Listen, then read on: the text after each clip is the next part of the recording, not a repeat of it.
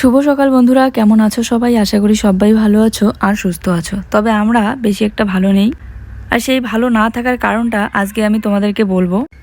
আর সুন্দর blog video করব বলেই এত সুন্দর একটা দামি ফোন কিনলাম, আর ফোনটা কেনার পর আমি একদমই ভালো মতো ভিডিও দিতে পারছি না এই দুটো দিন ধরে। কেন দিতে পারছি না বলো তো? কিছু কারণে, কিছু পরিস্থিতি আর সময়ের কারণে আমার মনটা একদম ভালো নেই, তো এই জন্য ঠিকমতো আমি শ্যুট করতে পারছি না। আর শুধুমাত্র আমি নই, আমার বর, আমি, আমার শাশুড়ি মা কেউই ঠিকমতো দুটো দিন ধরে ঘুমোতে পারছি না রাত্রেবেলা। শুধুমাত্র আমাদের ধন সম্পত্তি নেই বলে, আমাদের টাকা পয়সা নেই বলে, আমরা গরিব বলে মানুষের কথা শুনে মাথা নিচু করে চলতে হয়।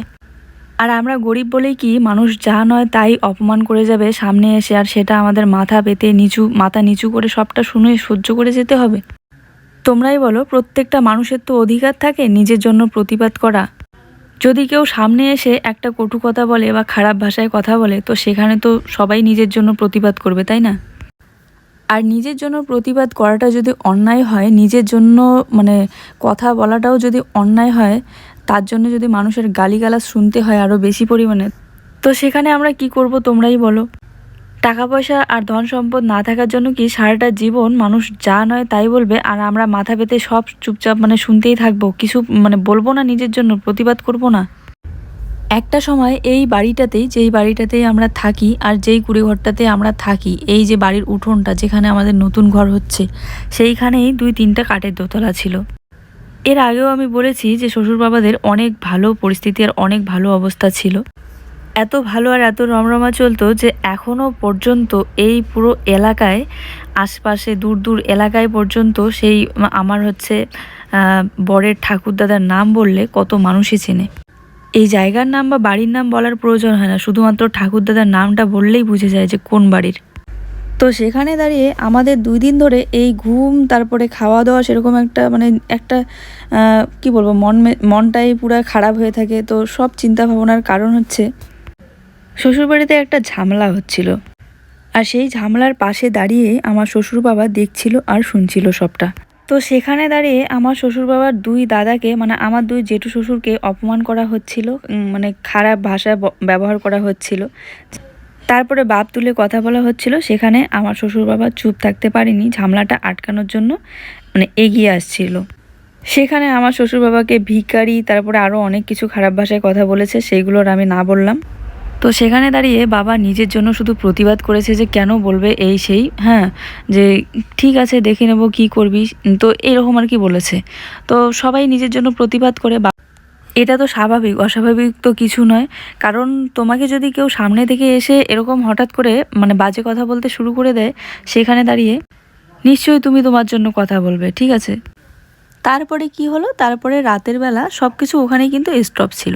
রাতের বেলা পাশের বাড়ির ভাসুর এসে ড্রিঙ্ক করে একদম খুব গালিগালাজ শুরু করে দিয়েছে। রাত 12টা পর্যন্ত অনেক নোংরা ভাষা ব্যবহার করে নাম ধরে ধরে গালিগালাজ করেছে।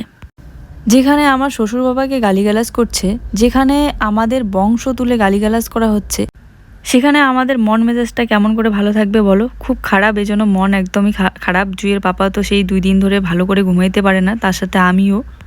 তারপরেও আমরা চুপচাপ করে আছি। এরপরেও পাশের বাড়ির বাড়ির বউ হয়ে কিনা বলে আমার শ্বশুরকে নাকি ক্ষমা চাইতে হবে।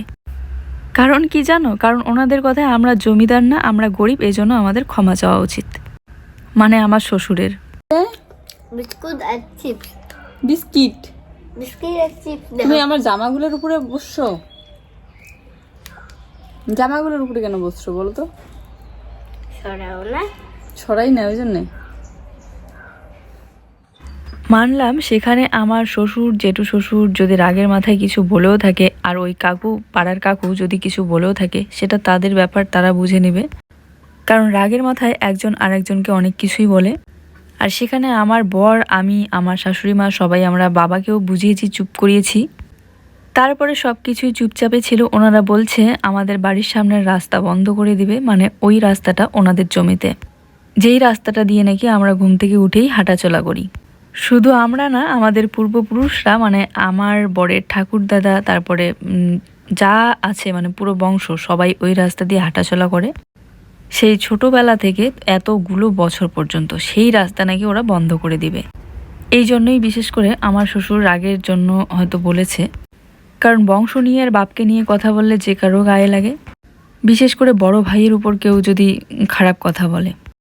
সে ঠিক আছে, ওনাদের জমির রাস্তা ওনারা বন্ধ করবে কি না করবে সেটা পরের ব্যাপার, পরে দেখা যাবে। তো তারপরেও সব কিছু চুপচাপে ছিল। রাতে কিনা ওই বাড়িরই ভাসুর ড্রিঙ্ক করে এসে এত গালিগালাজ করলো, যেটা শুনে খুবই খারাপ লাগছিল। রাত 12:30 1টা পর্যন্ত, কি বলবো আর, সারাক্ষণ মাথায় ওইগুলোই ঘুরতেছিল। সারাটা রাত চোখ খুলেই ছিলাম বলতে গেলে। গালিটা যদিও বা শুধুমাত্র আমাদেরকে করেনি, আমাদের পুরো বংশকে করেছে, বিশেষ করে নাম ধরে আমার শ্বশুর বাবাকে, কারণ ওনাদের জমি দিয়ে আমরা হাঁটাচলা করি বলে। এরপরেও সব কিছু ঠিকঠাক ছিল। তারপরে ওই বাড়ির বউ কোন সাহসে বলে যে আমাদের নাকি ক্ষমা চাইতে হবে, আমার শ্বশুর বাবাকে বিশেষ করে। বাড়ির বউ কেন বলবে এরকমটা? কারণ আমরা তো আমাদের বউগুলো তো কেউ একটা কিছু কথাও বলি নাই। যেই বউ নাকি নিজেকে খুব শিক্ষিত মনে করে। তো এই যে দুটো একটা যে কয়টা হয় বানিয়ে সকালবেলাটা খেয়ে নিই। আজকেরটা তো মনে হয় জলটা দেওয়া একটু ঠিক আছে, সেদিন আরো কম হয়েছিল জলটা দেওয়া।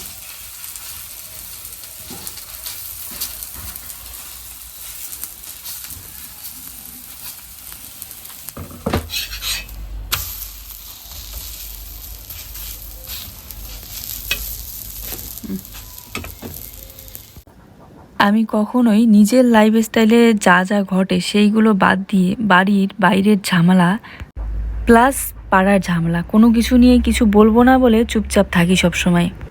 চুপ থাকি বলেই যে এমনটা না যে কোনোদিনই আমি কিছু বলবো না, আর বেশি চুপ থাকলে না মানুষ মাথায় উঠে চড়ে বসে। আমি সবসময় চুপে থাকতে চেয়েছি, কিন্তু এবার দেখলাম যে না, চুপ আছি বলেই যা ইচ্ছে তাই বলে যাচ্ছে। যাই হোক, ধীরে ধীরে আরও অনেক কিছু জানতে পারবে তোমরা। তো এই যে আমি সকালবেলা এই যে জামা কাপড়গুলো ভিজিয়ে রেখে দিয়েছিলাম তার আগের দিনে ঝিনুক ধরে নিয়ে আসার পর, কারণ নদীতে অনেকক্ষণ পর্যন্ত জলে ডুবে থাকলে না জামা কাপড়গুলোতে খুব পলি পড়ে। তাই আজ ঘুম থেকে উঠে সকালবেলার জন্য এই যে গোলা রুটিটা বানিয়ে খেয়ে এই যে লেগে পড়লাম এগুলো কাছাকাছি করতে। আর আজকের ভিডিওটা জানি না তোমরা কীরকম বুঝতে পারবে, ওই যে 2 দিনের ভিডিও একসাথে জয়েন আছে, কারণ পরিস্থিতি হয়ে যাচ্ছে এরকম যে আমি ঠিকঠাক ভিডিও করতে পারছি না। তো বলবো প্লিজ এরকমই 1-2 দিন দেখে নাও তোমরা, তারপরে আমি চেষ্টা করবো একদম ভালোভাবে ভিডিও দেওয়ার। যাই হোক, আর এদিকে আজকের গোলা রুটিটাতেও কিন্তু আমি ওই ধনেপাতা আর পালং শাক দিয়েই করেছিলাম, এই জন্য খেতে বেশ ভালোই লাগছিল। তো 3 জনে একটু করে খেয়ে নিলাম। আর ইদানিং না এই পাম্পের জল হওয়ার পর থেকে না আর যে কোনো একটু 1-2 জামা কাপড় কাচলেও ইচ্ছে করে যে এই পাম্পের জল দিয়ে ধুয়ে নিই, কল আর চাপ দিতে ইচ্ছে করে না। তো এদিকে সব কটা জামা কাপড় কাচা ধোয়া করে নিয়ে চলে আসলাম, এই যে মেলে দিচ্ছি। আর কি জানো, আজকালকার দিনে না ওই সেই আগেকার দিনের মতো আর নেই যে কেউ কারো খেয়ে বাঁচে, তো সেখানে তাদের কথা মতো চলতে হয়। এখনকার দিনে সবাই নিজের রোজগার করে নিজের পরিশ্রমে খায়। তো সেখানে দাঁড়িয়ে কেউ যদি আমাকে এই কথাটা না বলে যে তুই কি জানিস ওরা কারা, ওরা জমিদার। দেখো, আমাদের কারো জমি বা কারো ধন সম্পদ কোনো কিছুর উপরে আমাদের কোনো লোভ নেই। ডাল, সিম ভাজা, জুই খেয়ে নিয়েছে, তো আমরা এখন এই যে দুজনে খাচ্ছি। মাসকালাই ডাল না, এটা কি বলে বলো তো? ঠাকুরি কালাই। ঠাকুরি কালাই। এই যে আমরা রেডি হয়ে যাচ্ছি, আসো।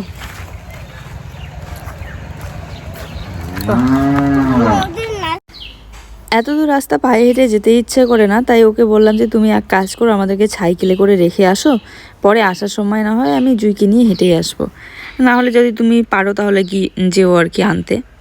আর যাওয়ার পথে এই গাছটা দেখো কি দারুণ লাগছে দেখতে না, পুরো গাছটাতে একদম ফুল দিয়ে ভরে আছে, লাল ফুল, শিমুল গাছের শিমুল ফুল, আর একটা পাতাও মনে হয় নেই গাছের মধ্যে, শুধু ফুলই দেখা যাচ্ছে। তো রাতে রান্না করলাম সেদ্ধ ভাত, আর এখানে এই যে ডিম সেদ্ধ করে নিলাম। লঙ্কা দেওয়া হয়নি, জুইয়ের জন্য তুলে রেখে তারপরে লঙ্কাটা দেবো। তো গরম জল বসিয়ে দিয়েছি, চলো আজকে সিদ্ধ ভাতে খেয়ে নিই। এরকম করে কি মাখা যায়? তো ওইদিকে একটু গরম জল বসিয়ে দিলাম, আর ডিমটা এই যে মেখে নিচ্ছি। পেঁয়াজ আর কাঁচা লঙ্কাই তো পুড়ে রেখে দিয়েছে, আগে জুইয়ের জন্য তুলে রেখে তারপরে কাঁচা লঙ্কাটা দেবো, ঝাল হলে আবার খেতে পারবে না। তো তারপর দিন খুব ভোরবেলা উঠেছি, এই যে সকালবেলা ঘুম থেকে উঠেই দেখি জেঠু শ্বশুর বাবা সবাই মিলে চা খাচ্ছে।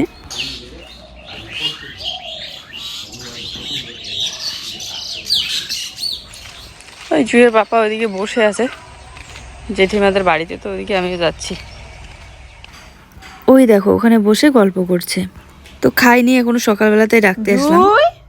এই শোনো বাবা, দেখো দেখো দেখো কেমন করে শুইছে, উঠো, এই দেখো কত বেলা হয়েছে, এই যে উঠো। আর এই একটা আমার মেয়ে, কখন থেকে ডাকছি সকালবেলা, এই দেখো কেমন করে আছে, ব্ল্যাঙ্কেটটা তুলে নিয়েছি তারপরেও ঘুম থেকে উঠছে না। ওই তো সকালবেলা ঘুম থেকে ওঠার পর একটু ঘুমটা কাটতে সময় লাগে, তাই ওকে কোলে নিয়ে একটু হাঁটাচলা করছিলাম। তারপরে কোলে নিয়ে এই তো সকালবেলা একটু চুলটা চিরুনি করে দিচ্ছিলাম। আর এখন ওর হেয়ার কাটটা কিন্তু অনেক সুন্দর হয়েছে। আর কিছুদিন আগে চুলের জন্য মুখটাই ভালো করে দেখা যেত না, ভালোই হয়েছে চুলটা কেটে। সকালবেলা যেহেতু আজকে একটু আগে উঠেছি, উঠে ওইদিকে আমার কিছু কাজ কমপ্লিট করে নিয়েছি আমি, শুধু ওই যে বিছানাটাই গোছানো বাকি আছে। তারপরে এখন ওই তো ওকে নামিয়ে দিলাম, আর এদিকে টেবিলটাও একটু গুছিয়ে রাখলাম।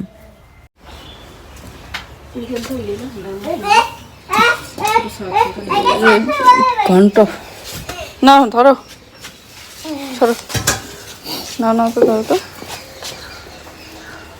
আসো না,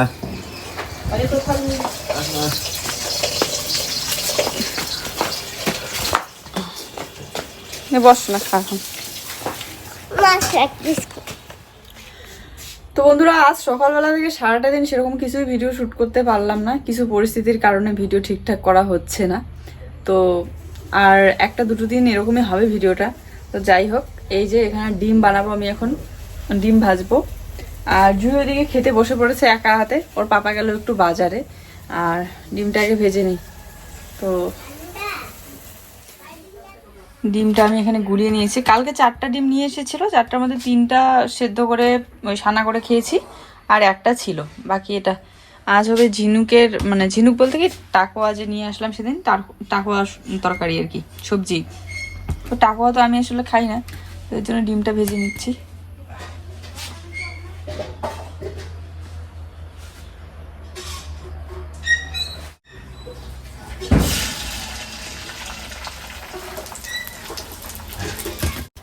যখন মন মেজাজ একদম ভালো থাকে না, তখন ইচ্ছেই করে না ক্যামেরার সামনে এসে কথা বলা বা কাজগুলো শ্যুট করা।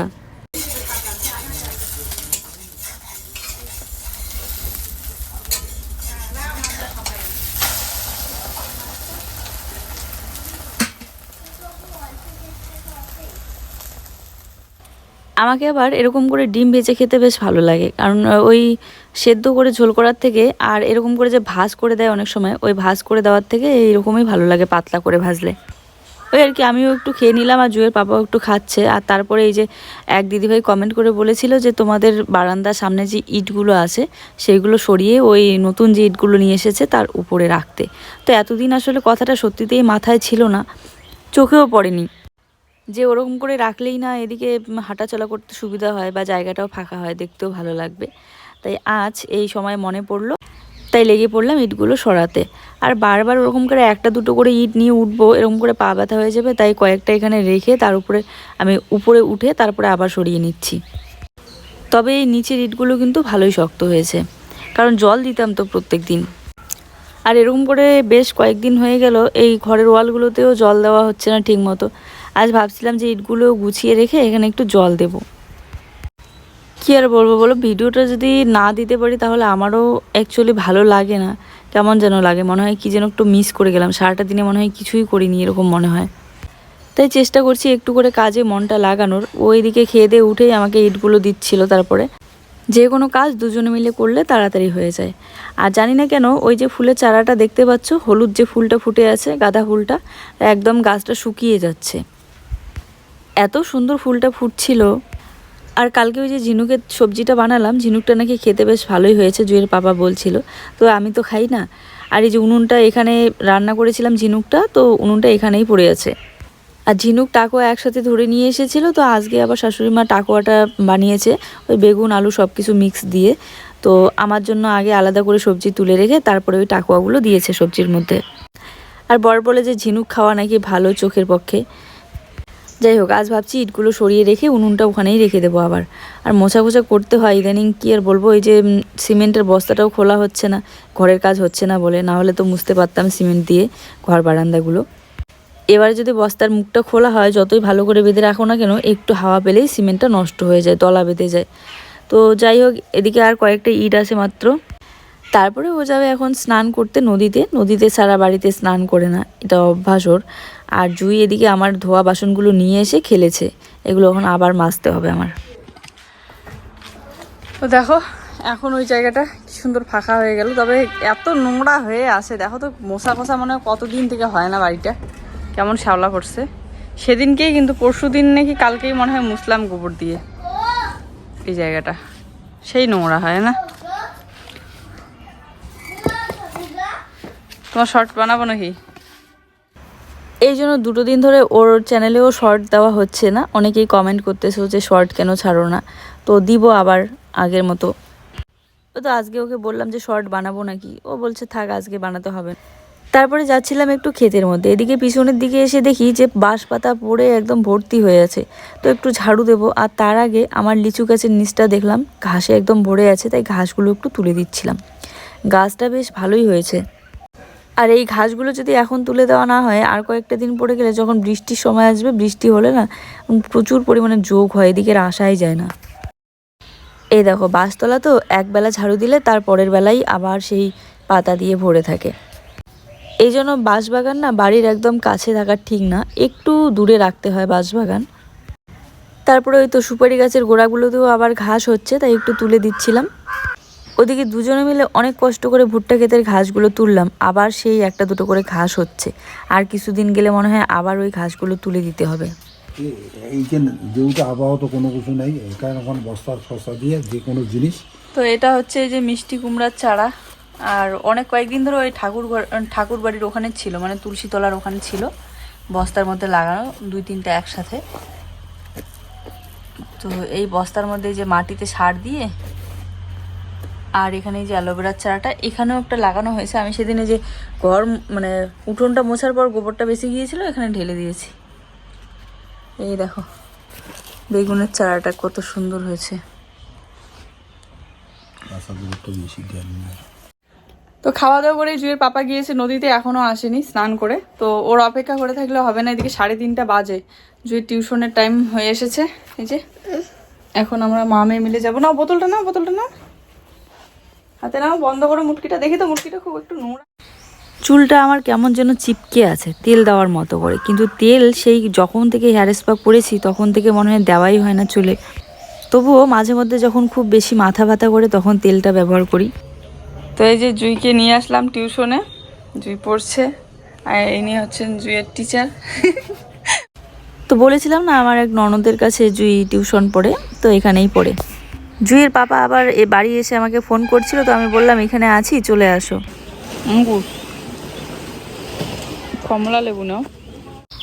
মেয়েটা সকালবেলা উঠেই বলছিল ফল খাবে, সেই কখন থেকে বায়না করছে ফল খাবে, তাই চলে আসলাম এদিকে ফলের দোকানে ফল নিতে। এগুলো কুল, এগুলো তো কাশি পড়েই না। না, এটা আপেল কুল পাই। ওটা ভালো না মতো, হ্যাঁ সাইজ ধরে নিয়ে সাইজ লাস্ট পড়ে গেছে, লাস্ট। আর যে এই সেমুনা লাগাটার টেস্ট আছে, পোকা হচ্ছে। কি ফল নিবা? কম আঙ্গুর কত? আঙ্গুর আঙ্গুর 50 টাকা পোয়া। কত দাম আঙ্গুর? 1 কেজি নেবে না? কত করে নেবে? 2টে নাও। আধা কেজি নাও, আধা কেজি। আর হ্যাঁ, এই তো পরশুদিন আমার লক্ষ্মী ভাণ্ডারের টাকাটা ঢুকে গিয়েছে। হ্যাঁ, আগে 1000 টাকা করে দিত, এখন 1500 টাকা। তো ওটা তুলেই জুইকে নাচের ক্লাসে ভর্তি করে দিলাম। আর বাকিটা এই যে খরচ হচ্ছে, আর তার উপরে এই যে ফল নিলাম কিছু। আধা কেজি দাও। নিতে আসলাম জুইয়ের জন্য ফল। তারপরে এই কুলগুলো নিতে যাচ্ছিলাম, কারণ কুল খেতে আমার খুব ভালো লাগে। আর এই বছর না টক কুলটা সেরকম একটা খাওয়া হলো না, এই বড় কুলগুলোই বাজারে কিনতে পাওয়া যায়, এগুলোই নিয়ে যায় জুয়ের পাপা। তো উনি বলছেন যে খেয়ে দেখো একটু মানে মিষ্টি হলে তাহলে নিও। তো আমি একটা ধুয়ে নিলাম, খাওয়ার পর দেখি একদমই মিষ্টি নেই, একদম জলের মতো লাগতেছিল। তারপরে ভাবলাম যে না থাক, এখান থেকে না নেই, আর যেহেতু স্বাদেই লাগছে না কুলটা, আর কেমন মানে নষ্ট হয়ে যাচ্ছিল। তো আজ অনেকদিন পর ইচ্ছে করলো কিছু একটা খাই বাজারে গিয়ে, তাই চলে আসলাম। আর এদিকে জুয়ের জন্য ফল নিলাম, আরও নেব, কুল নেব, আর জুয়ের জন্য খুশি মার জন্য। এদিকে দেখো বাজারে এসেই প্রথমে ও বলছে যে ঘুগনি খাই, এই যে ঘুগনি খেতে বসলাম দুজনে মিলে।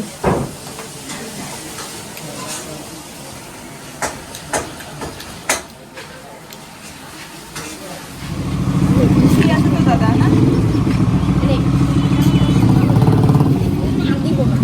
কিছু না খেলে তো টাকা দেখে মনে হচ্ছে মিষ্টি আছে। নিচ্ছি এখন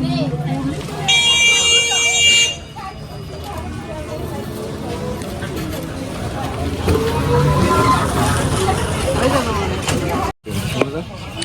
গরম না ঠান্ডা বাসি আর সবজি সবজি গরম আছে তো? হ্যাঁ কি হ্যাঁ সিঙ্গারা তো, সিঙ্গেল সিঙ্গারা সবজির কথা বললাম। তো বাড়ি যাওয়ার পথে ওইদিকে আবার ঢুকে তারপরে জুইকে নিয়ে যাব, তাই এদিকে সিঙ্গারা নিয়ে নিচ্ছি। এই তো এই পাশে টিউশন টিউশন হ্যাঁ। তো এখানে নিয়ে নিলাম আমরা কিছু সিঙ্গারা। কোনো সময় অন্য জায়গা থেকে সিঙ্গারা নিলে কি হয়, সিঙ্গারার মানে সবজিগুলো অনেক মানে রাতের থাকে আর কি, টক বেরিয়ে যায়, খেতে ভালো লাগে না, তাই জিজ্ঞাসা করেই নিচ্ছিলাম। তো জুয়ের পাপা বলছিল না এই ধরনের সবজি হচ্ছে টক থাকে না, একদম গরমই থাকে। আর কুল আর কমলা লেবুটা আলাদা করে আর নিলাম না, ওদিকে খুশি মায়ের জন্য কয়টা আলাদা করে দিয়ে দেবো। কাণ্ড দেখো, সোয়েটারটা চেঞ্জ করার সময় মাথায় লেগে এই যে সিঁদুর ভরে গিয়েছে। তো জুইয়ের আর একটু পড়া বাকি ছিল, তো আমরা এসে এখানে বসে আছি। আর কাকিমা আবার এদিকে দেখো চা করেছে, তারপরে এই যে চাল ভাজা করেছে। দেখো কাকিমা আমাদের জন্য চাল ভেজে নিয়ে আবার ওখানে সিঙ্গারায় সস সব কিছু দিয়ে মেখে নিয়ে এসেছে। আর জুই পড়ছে, নিমকিও দিয়েছে এখানে। জুইকে নিয়ে একবারে যাই। আমরা যখন আসলাম তখন খুশিমা ঘুমাচ্ছিল, তাই আর তোমাদের সাথে শেয়ার করিনি। পরে এই যে সবে ঘুম থেকে উঠেছিল। চলো আজকের ভিডিওটা এই পর্যন্তই, দেখা হচ্ছে।